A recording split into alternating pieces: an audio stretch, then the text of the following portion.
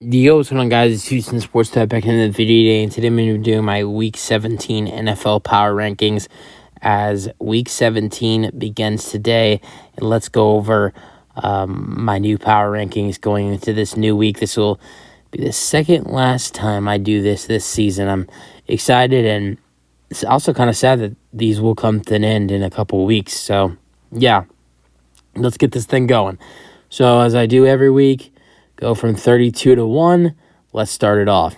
32, no surprise here. Shouldn't be a surprise. I know some people might think I have the Panthers dead last, but I have the Commanders dead last at 32. Last week had them at 32 as well. I mean, the Panthers just had a great performance. I don't think they should be last. Even though, the Panthers have the worst record in football, I think the Commanders have been playing just the span of football they've been playing in right now. I think they've been playing some of the worst football I've seen. And this week wasn't terrible, but they also gave up 30 points to the Jets. So, anybody who gives up 30 points to the Jets, that's terrible. With also keep in mind Trevor Siemian starting. At 31, I have the Cardinals, previously 28. At 30, I have the Panthers, previously 29. I saw some really good things from Bryce Young in that loss to the Packers, 30-33. I know they're still 2-13. That's terrible. It's a terrible record, but I really saw some good things against Bryce for Bryce Young in that last game against the Green Bay Packers, and I thought he started to show some good things, but we'll see. That's just one game. Let's see if he can do that again this week going up against the Jacksonville Jaguars. At 29, I had the Patriots, previously 31. They got a Christmas Eve win, a little bit of a Christmas miracle for the Patriots, beating the Broncos and really kind of killing their playoff hopes. But yeah, nice win for the Patriots. Second win in the last 3 weeks. 28, I have the Chargers, previously 27. Loss for the Bills. Yes, they competed with the Bills. That's great. That's a top 5 team right there. You competed with a top 5 team without a top 10 quarterback. But still, the Chargers are terrible. They're 5-10. I got the Chargers at 28. At 20, last week I had them at 27. At 27, I had the Titans, previously 28. They nearly beat the Seattle Seahawks without their starting quarterback. So that's pretty cool. But still 5-10 as well. 26, I have the New York Giants, another 5-10 team. Lost on Christmas against the Eagles. I mean, they played pretty well. They competed with the Eagles, only lost by 8 to the Eagles. So I'm not going to hurt them too much. Last week I had them at 24.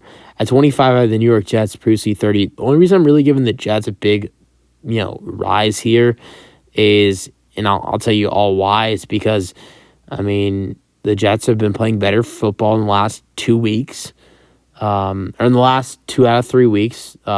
They've won 2 out of their last 3 games.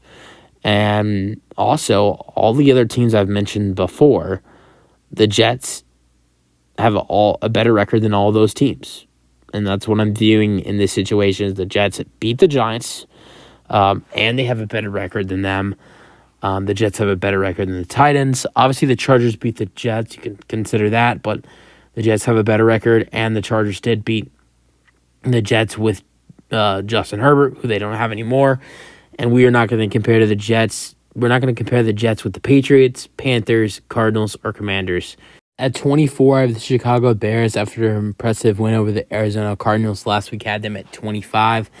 But right here, the next one at 23 is one of the teams I have that is taking the biggest drop going into Week 17, and that's the Denver Broncos. Not only do you lose to a Patriots team who is 3-11, I believe, going into the matchup, but also you're 7-8.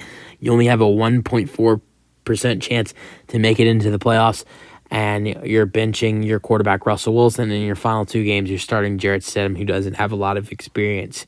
At 22, I have the Saints, who previously had at 20.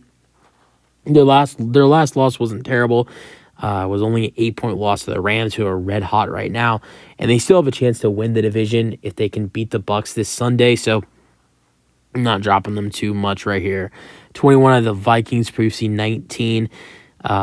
This is another one, just like the Rams, just like the Saints losing the Rams. The Vikings only lost by 6 to the Lions, and even though they've lost 2 in a row now, have been close games. An overtime loss to Cincinnati and a close one score game against the Lions. Not going to hurt the Vikings too much either here. At 20, you have the Packers, previously 21 after beating the Panthers by 3. At 19, I have the Falcons after beating the Indianapolis Colts by 20. Sure, the Falcons were favored in that game somehow with Taylor Heineke starting. Still, I don't think anybody thought they'd win by 20 or 19, I believe it was. And last week had them at 23. This is the team that I had the biggest drop for, and that's 18. At number 18, I got the Cincinnati Bengals, previously 10. I hate to be harsh on the Bengals, but their playoff hopes kind of really, they're not dead, but their playoff hopes kind of, like, they still have a chance, but it is not as good as it was before. And they just got crushed by the Steelers. They lost by 23. The biggest Steelers, it's the most amount of points the Steelers have won by since 2020, since Big Ben's second last season, and also it was also to a third string quarterback. So at 17, I have the Raiders, previously 22. They had one of the best wins of the league, beating the Chiefs. Sure, the Chiefs are not the same team they used to be. It's not that impressive. It's impressive to beat the Chiefs. Not as impressive it used to be.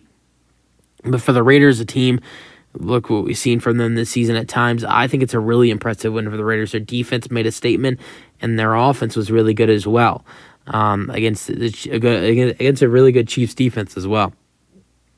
At 16, I have the Seahawks, previously 17. Good game-winning drive and a great touchdown reception for DK Metcalf. Last week had them at 17. At 15, I have the Steelers, previously 18. At 14, I have the Texans. We almost have the whole AFC. You got the whole AFC South right here. 14, not the whole, 3 out of 4 teams of the AFC South. The Texans at 14, previously 13.